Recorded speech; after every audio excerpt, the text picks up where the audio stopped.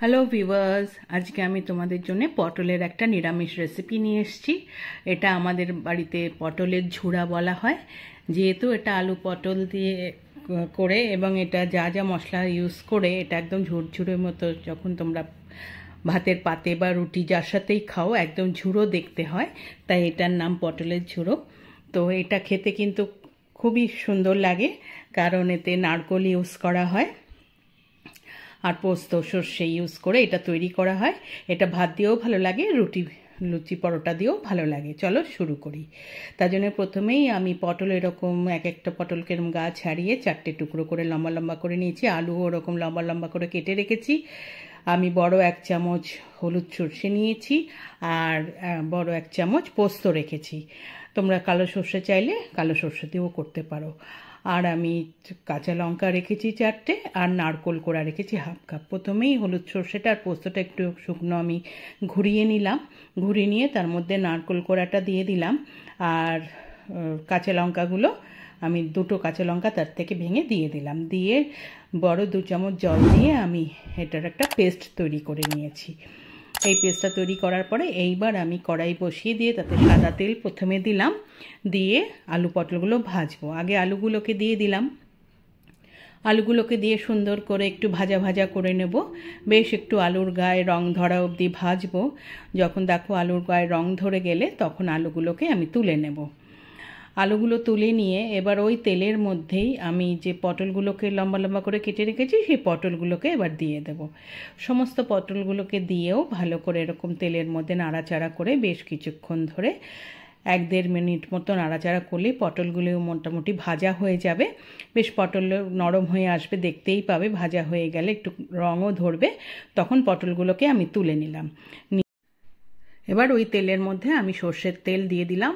দিয়ে এবার আমি তেলটা গরম হলে ফোড়নের জন্য আমি সাদা জিরে, তেজপাতা আর শুকনো লঙ্কা দিলাম। এগুলো গরম হলে একটু ফোড়নের গন্ধ বেরোলে তার মধ্যে যে আমি আলু পটলগুলো ভেজে রেখেছিলাম সেটা দিয়ে দিলাম। আমি এইভাবে করলাম। তোমরা যদি পারো ওই একই ভাজার মধ্যে একটা সাইড করে রেখে তার মধ্যেও ফোড়নটা কিন্তু তেলে অ্যাড করতে পারো। যাই হোক, এইভাবে আলু পটলটা দিয়ে ভালো করে আমি একটু নাড়াচাড়া করে নিয়ে তার মধ্যে যে এবার পেস্টটা করে রেখেছিলাম তার থেকে বড় 3 চামচ আমি পেস্ট দিয়ে সেটা ভালো করে আলু পটলের সঙ্গে আমি মিলিয়ে নিচ্ছি। সুন্দরভাবে বেশ মিলে গেলে তারপরে বেশ এরকম আমি ঢাকা দেব। তার আগে আমি একটু মশলা দিয়ে দিলাম। আমি 1 চামচ ধনের গুঁড়ো দিলাম, 1 চামচ জিরের গুঁড়ো দিলাম আর হাফ চামচ থেকে একটু বেশি লঙ্কার গুঁড়ো দিলাম আর হাফ চামচ আমি হলুদ গুঁড়ো দিলাম। আমি 1 চামচ নুন দিলাম আর 1 চামচের থেকেও কম চিনি দিলাম। সমস্ত দিয়ে একটু নাড়াচাড়া করছি। একটু শুকনো শুকনো হয়ে গেছে, তো আমি সামান্য একটু জল দিয়ে দেব।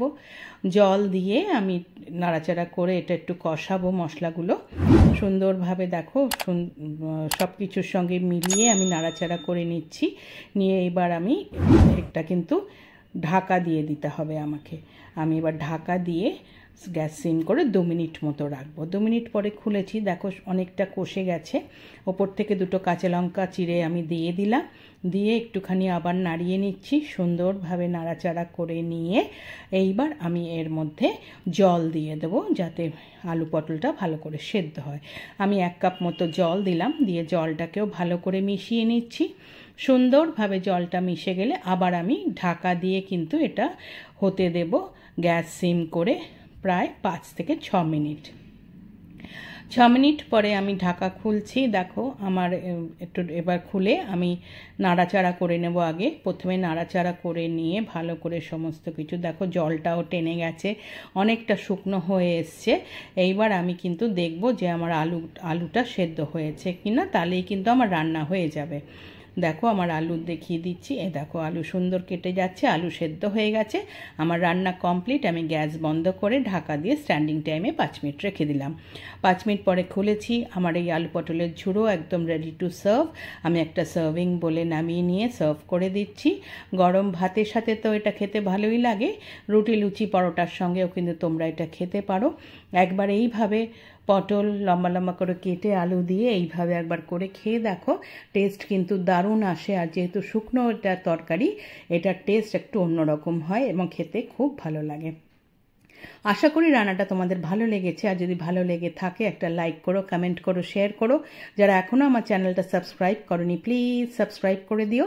পাশে থাকা বেল আইকনটা প্রেস করবে, তাহলে আমার তৈরি সমস্ত রান্নার নোটিফিকেশন তোমাদের কাছে পৌঁছে যাবে। আবার নতুন রান্না নিয়ে তোমাদের কাছে আসবো। আজকে তাহলে চলি, তোমরা ভালো থেকো, টাটা।